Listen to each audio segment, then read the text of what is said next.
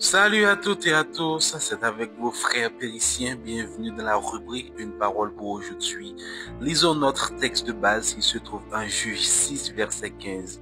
Il dit, Gédéon lui dit, Ah mon Seigneur, avec quoi sauverai-je Israël? Voici ma famille est la plus pauvre à Manassé, et je suis le plus petit dans la maison de mon père. Bien-aimés, le peuple d'Israël est sous la domination des Madianites. Ces derniers détruisaient les récoltes, pillaient les biens, et Israël vivait dans la peur, réfugié dans les montagnes et les cavernes. C'est dans ce climat d'oppression que l'ange de l'Éternel apparaît à Gédéon. Mais où trouve-t-on Gédéon? Il est caché, en train de battre du blé dans un pressoir, un endroit qui n'était pas fait pour ça. Cela montre la peur et la survie. Pourtant, c'est à ce même Gédéon faible et tremblant que Dieu dit, va avec cette force que tu as et tu sauveras Israël. Mais Gédéon réplique, je suis le plus petit, ma famille est la plus pauvre. En d'autres termes, je n'ai ni les moyens, ni la position, ni l'identité pour accomplir une si grande mission. Et c'est exactement là que Dieu nous surprend. Il choisit ceux que le monde rejette pour accomplir ses desseins. Alors, que nous enseigne ce verset aujourd'hui? Il nous enseigne au moins 5 choses fondamentales.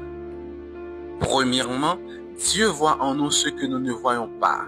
Quand l'ange appelle Gédéon, il lui dit, l'Éternel est avec toi, vaillant héros. Mais regardez bien, Gédéon n'avait rien d'un héros. Il était caché, en train de travailler en secret, rempli de peur et d'incertitude. Cela nous montre que Dieu ne nous appelle pas selon notre état présent, mais selon ce qu'il a déposé en nous. Là où tu vois de la peur, Dieu voit du courage. Là où tu vois de la faiblesse, Dieu voit de la force. Là où tu vois un zéro, Dieu voit un héros. Frères et sœurs, nous devons apprendre à voir notre vie non pas avec nos yeux naturels, mais avec les yeux de Dieu. Car bien souvent, la plus grande bataille n'est pas contre les autres, mais contre notre propre perception de nous-mêmes. Deuxièmement, Satan utilise nos origines pour nous limiter.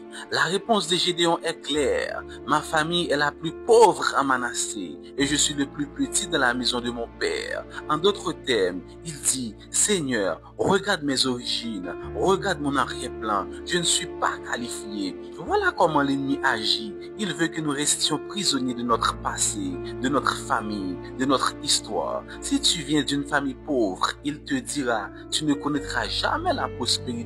Si tu as échoué dans le passé, il te dira, tu échoueras encore. Si tu viens d'un quartier méprisé, il te dira, tu ne seras jamais respecté.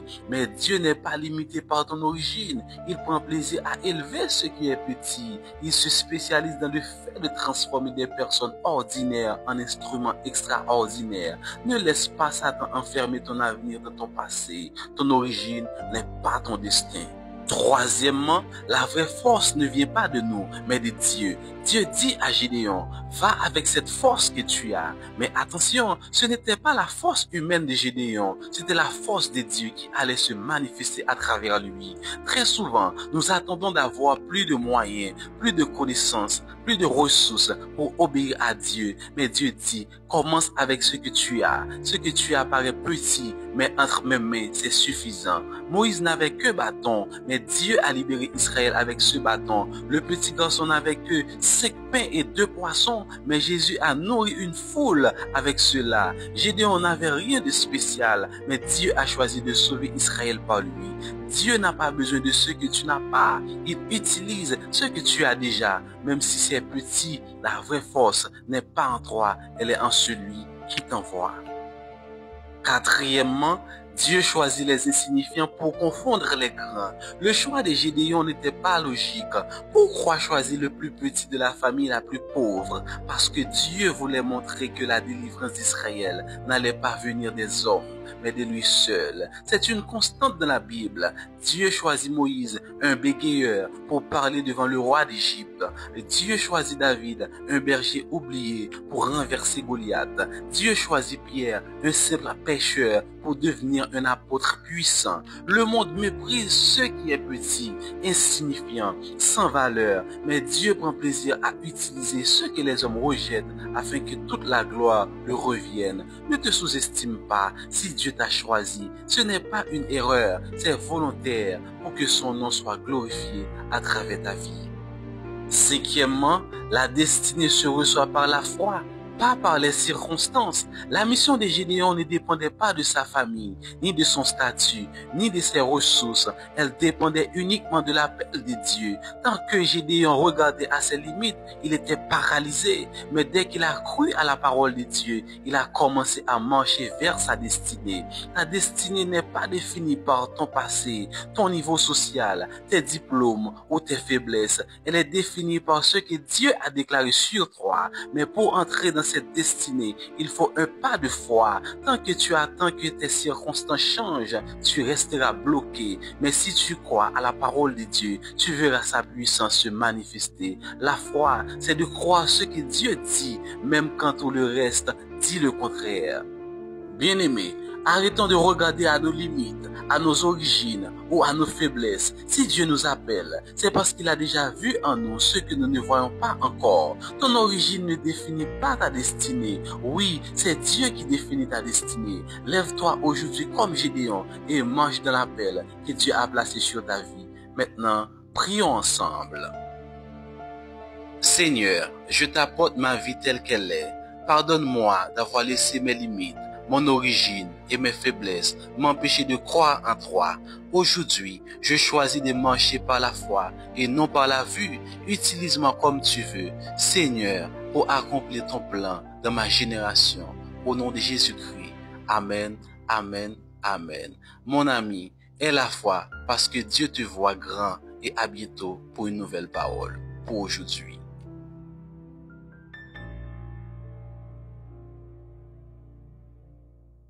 Salut à toutes et à tous, c'est avec vos frères périciens. Bienvenue dans la rubrique Une parole pour aujourd'hui.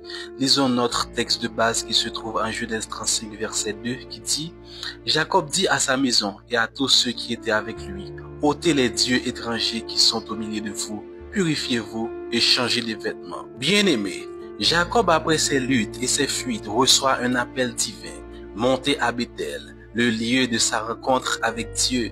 Mais avant d'y aller, il doit préparer sa maison, car on ne monte pas à la présence de Dieu avec des idoles, des cœurs impurs et une identité déformée. Alors, Jacob réunit sa famille et leur dit 3 choses. Ôtez les dieux étrangers, purifiez-vous, changez de vêtements. Cet ordre n'est pas seulement pour sa maison, mais pour toute génération qui désire voir les réveils. Bien-aimé, Dieu veut réveiller ton cœur, ta maison et ton église, mais cela ne se fera pas sans transformation. Alors, que nous enseigne ce verset aujourd'hui? Il nous enseigne au moins 4 vérités essentielles. Premièrement, le réveil commence par un retour à Dieu.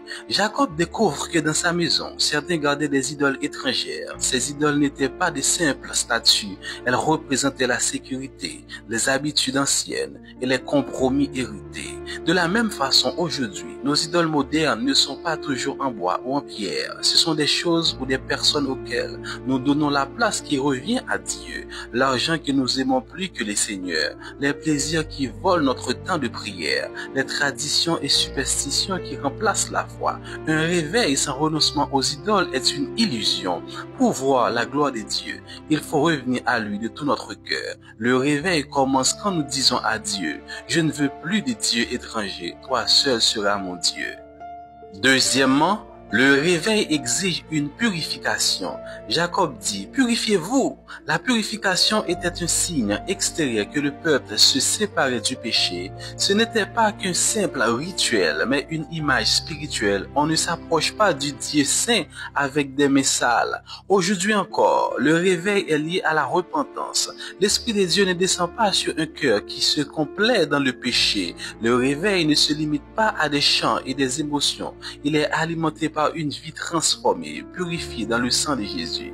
Bien-aimé, qu'est-ce qui souille ton cœur? La haine, la rancune, les mauvaises paroles, la jalousie ou l'immoralité? Si tu veux expérimenter un véritable réveil, laisse Dieu laver ton cœur. Le feu du réveil descend sur un autel purifié. Troisièmement, le réveil demande un changement visible. Jacob ordonne, changer de vêtements. Les vêtements symbolisent l'apparence, le style de vie, l'identité. Autrement dit, ne gardez pas l'ancienne image, adoptez une nouvelle identité. Le réveil ne se limite pas à l'intérieur. Quand Dieu agit, cela se voit à l'extérieur. Ton langage change, tu ne parles plus comme avant.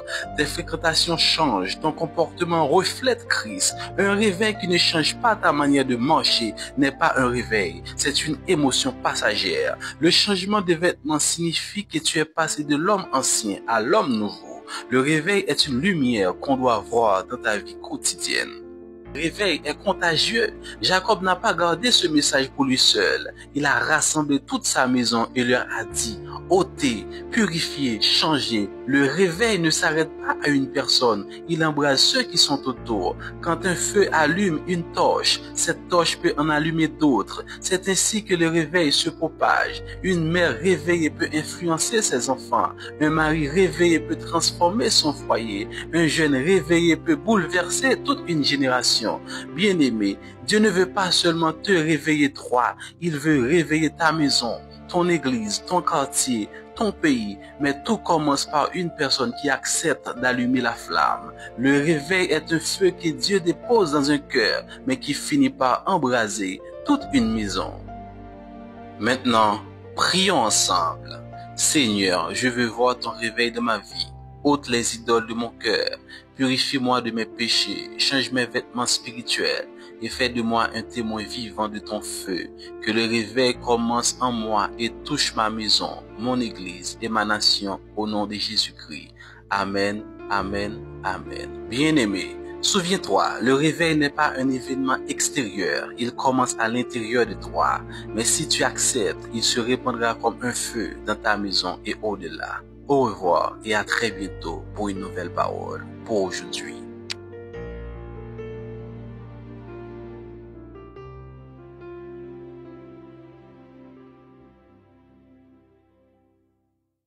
Salut à toutes et à tous, c'est avec vos frères périciens. Bienvenue dans la rubrique Une parole pour aujourd'hui.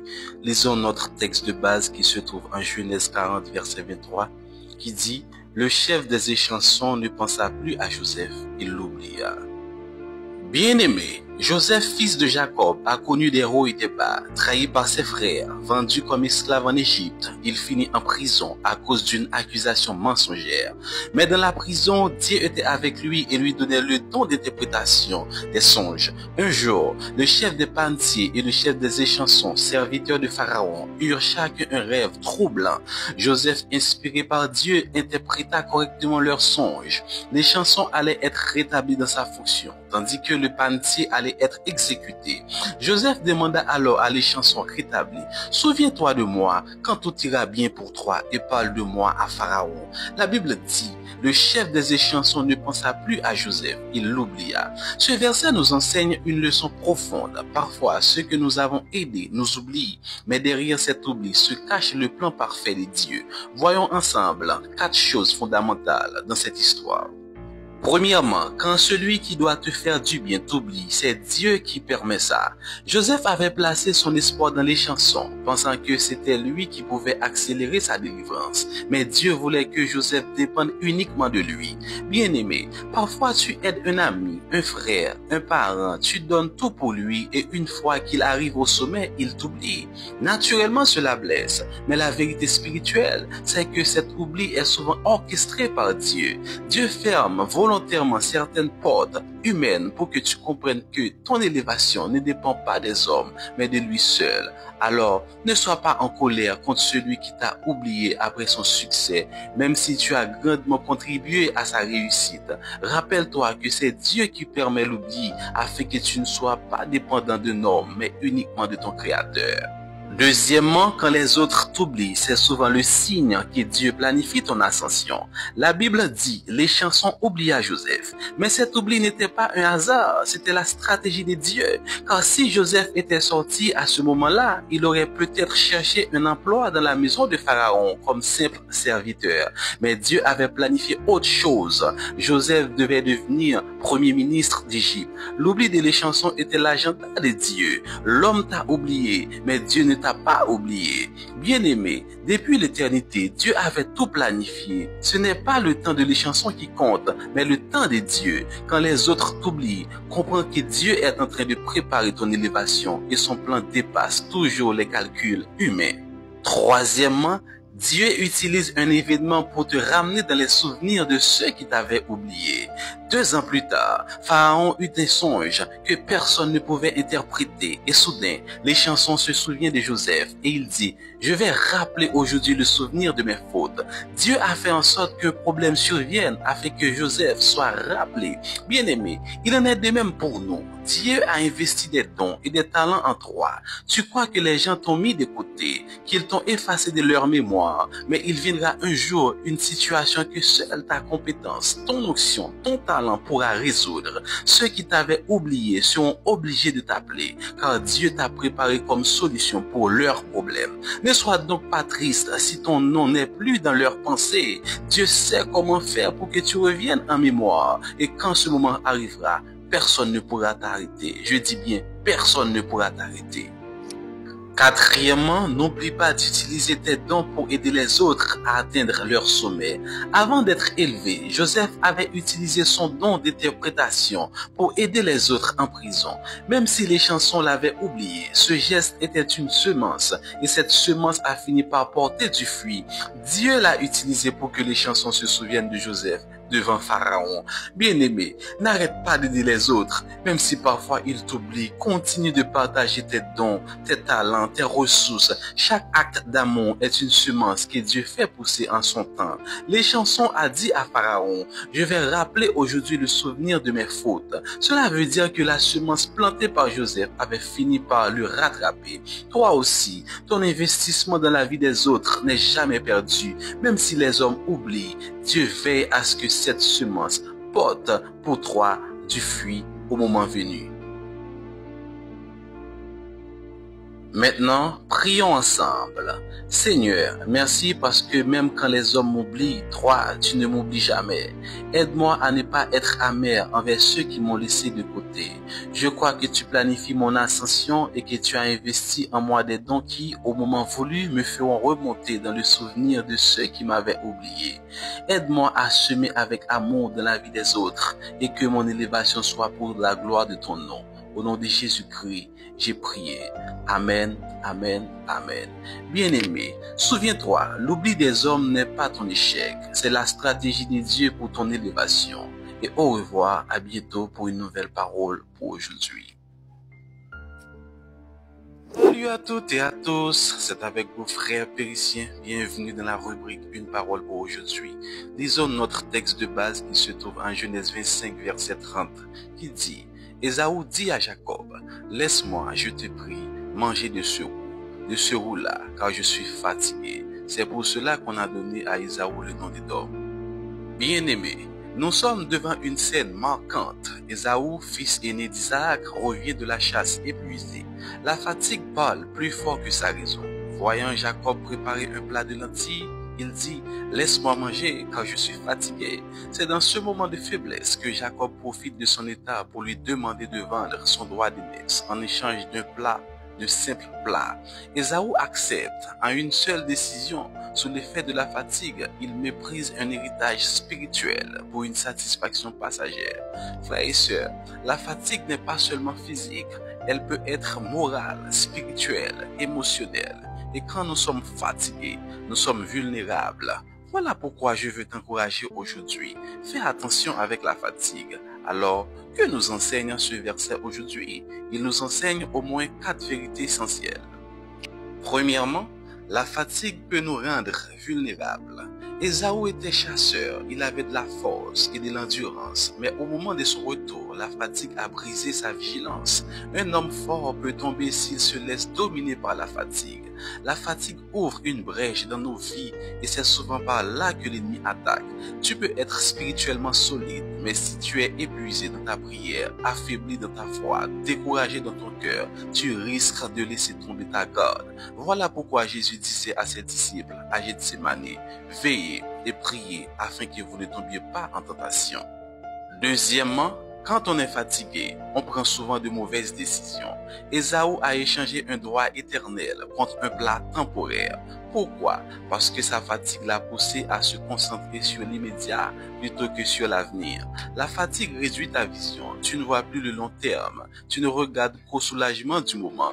Beaucoup de gens ont pris de mauvaises décisions sous l'effet de la fatigue. Un jeune abandonne ses études parce qu'il est découragé. Un croyant renonce à son engagement spirituel à cause des épreuves. Un couple détruit son foyer parce que la fatigue des conflits leur fait choisir la séparation plutôt que la persévérance. Bien-aimé, fais attention avec la fatigue, car ce que tu perds dans un moment d'épuisement peut coûter toute une destinée.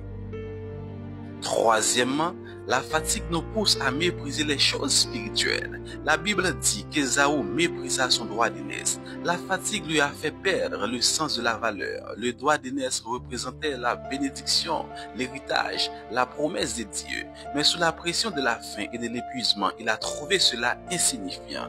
Quand tu es fatigué spirituellement, tu risques de mépriser la prière, la parole, la communion avec Dieu, les promesses de l'Éternel.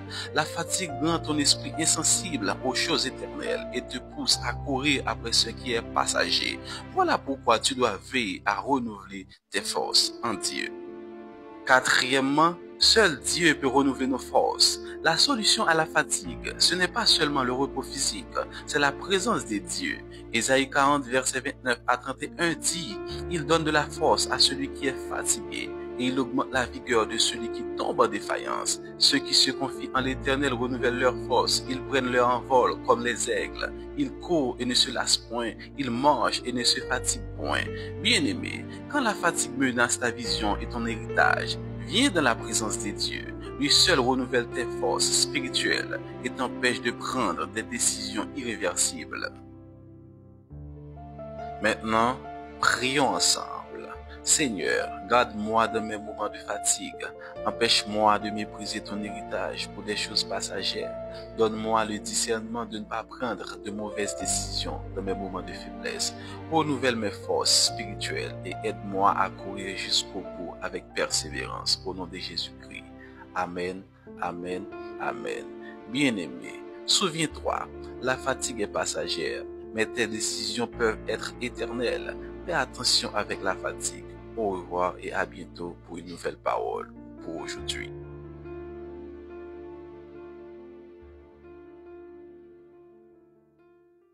Salut à toutes et à tous, c'est avec vos frères périciens. Bienvenue dans la rubrique Une parole pour aujourd'hui. Lisons notre texte de base qui se trouve en Nombre 14, verset 8, qui dit « Si l'Éternel nous est favorable, il nous conduira dans ce pays et nous le donnera, ce pays où coule le lait et le miel. » Bien-aimés, le peuple d'Israël se trouve à la frontière de la terre promise. Après des années d'esclavage en Égypte et des mois de marche dans le désert, il arrive enfin au seuil de la promesse. Moïse envoie 12 espions pour explorer le pays. Tous voient les mêmes réalités. Un pays riche, abondant, prospère, mais aussi des géants redoutables. 10 d'entre eux reviennent avec un récit de peur et de découragement. Nous ne pouvons pas monter contre ce peuple car il est plus fort que nous, disent-ils, selon Nombre 13, verset 31. Mais Josué et Caleb, 2 hommes de foi, apportent un autre récit, celui des conquérants. Ils proclament que si Dieu est avec eux, rien ne peut les arrêter. Cette scène nous montre qu'il existe 2 types de récits dans la vie chrétienne. Le récit des défaitistes et celui des conquérants. Dieu nous appelle à adopter le récit de Caleb et Josué, le récit de la foi, celui qui ouvre les portes de la victoire. Alors, que nous enseigne ce verset aujourd'hui? Il nous enseigne au moins 5 choses essentielles. Premièrement, le langage des chrétiens conquérants. Les chrétiens conquérants ne parlent pas comme les autres. Leur bouche reflète la vision de leur foi, alors que la majorité dit « Nous allons mourir ». Josué et Caleb disent « Nous allons posséder le pays ». le conquérant parle le langage de Dieu. Là où la majorité voit la fin, il voit un commencement. Là où la majorité voit la défaite, il voit la victoire. Là où la majorité voit les géants, il voit la grandeur de son Dieu. Bien-aimé, ton langage détermine ton héritage. Ce n'est pas ce que tu vois qui compte, c'est ce que tu confesses. Les conquérants savent que la bouche est une arme. Elle peut soit t'enfermer dans la peur, soit ouvrir la porte de la victoire. Déclare comme Caleb et Josué, oui, il y a des géants, mais Dieu est plus grand qu'eux. Oui, il y a des obstacles, mais Dieu a déjà livré la victoire. Voilà le langage des conquérants. Deuxièmement, les conquérants font valoir la vérité sur la réalité. Les 10 espions avaient bien vu la réalité. Le pays était prospère, mais rempli de géants. Pourtant, ils ont laissé la peur éteindre leur foi. Ils ont choisi de croire aux menaces des géants plutôt qu'à la promesse de Dieu. Le chrétien conquérant fait toujours la différence entre la réalité et la vérité. La réalité, c'est ce que tes yeux voient. La vérité, c'est ce que Dieu a dit. La réalité peut changer, mais la vérité demeure éternellement. Bien-aimé, il y a des moments où tu dois fermer tes yeux aux circonstances pour ouvrir tes oreilles à la voix de Dieu. Ce n'est pas la réalité des géants qui décide, mais la vérité de la promesse. La foi ne nie pas la réalité, mais elle choisit de s'accrocher à la vérité. C'est ainsi que les conquérants avancent. Troisièmement, les conquérants regardent à Dieu et non aux géants. Le peuple voyait des villes fortifiées, des géants redoutables et un avenir incertain. Mais Josué et Caleb regardaient à Dieu. Ils savaient que le même Dieu qui avait ouvert la mer Rouge, fait tomber la manne et fait jaillir l'eau du rocher pouvait aussi livrer les géants entre leurs mains. Le problème de beaucoup de chrétiens, c'est ce qu'ils mesurent leur combat à leur propre force. Les conquérants, eux, savent que la bataille appartient à l'Éternel. Lorsque tu regardes aux géants, tu trembles. Mais lorsque tu regardes à Dieu, les géants tremblent devant toi. Bien-aimé, change ton regard. Arrête de donner plus d'importance aux obstacles qu'à ton Dieu. Si ton Dieu est grand, alors aucun géant ne peut te barrer la route. Quatrièmement, les conquérants refusent la mentalité de l'esclavage. Les 10 espions ont dit, nous étions à nos yeux et aux leurs comme des sauterelles, d'après Nombre 13, verset 33. Voilà la mentalité de l'esclavage, se voir petit, faible, incapable. Mais les conquérants refusent cette identité de sauterelle. Ils se voient comme Dieu les voit, des vainqueurs, des héritiers, des fils et des filles du roi. Beaucoup de chrétiens échouent parce qu'ils se sous-estiment. Ils portent encore en eux les cicatrices de l'Égypte, de leur échec passé, de leurs blessures. Mais un conquérant sait que son identité n'est pas définie par son passé, mais par la parole de Dieu. Bien-aimé, si tu veux entrer dans ton héritage, arrête de te voir comme une sauterelle, commence à te voir comme un conquérant en Jésus-Christ. Cinquièmement, les conquérants marchent dans l'obéissance et la confiance. Josué et Caleb n'étaient pas seulement des hommes de foi, ils étaient aussi des hommes d'obéissance. Ils savaient que la clé de la conquête n'était pas la force humaine, mais l'alliance avec Dieu. Les conquérants avancent parce qu'ils savent une chose, si Dieu est avec eux, rien ne peut les arrêter. Leur victoire n'était pas basée sur les armes, mais sur la présence de Dieu. Caleb dit, l'Éternel nous est favorable. Voilà le secret des conquérants. Ce n'est pas leur puissance, mais la faveur de Dieu qui fait la différence. Bien-aimé, tu n'as pas besoin de craindre, tu as besoin d'obéir. Tu n'as pas besoin de tout comprendre, tu as besoin de faire confiance. Quand tu marches avec Dieu, même les géants les plus redoutables tombent devant toi. Maintenant, prions ensemble. Seigneur Tout-Puissant, merci pour ta parole qui m'enseigne à parler comme un conquérant. Aide-moi à ne pas regarder aux géants, mais à garder mes yeux fixés sur toi. Fortifie ma foi afin que je choisisse toujours la vérité de tes promesses, plutôt que la peur des circonstances. Je refuse la mentalité d'esclave et je marche dans l'identité de vainqueur que tu m'as donnée en Jésus-Christ. Au nom de Jésus, Amen, Amen, Amen. Bien-aimé, sois conquérant dans ta marche. Au revoir et à bientôt pour une nouvelle parole pour aujourd'hui.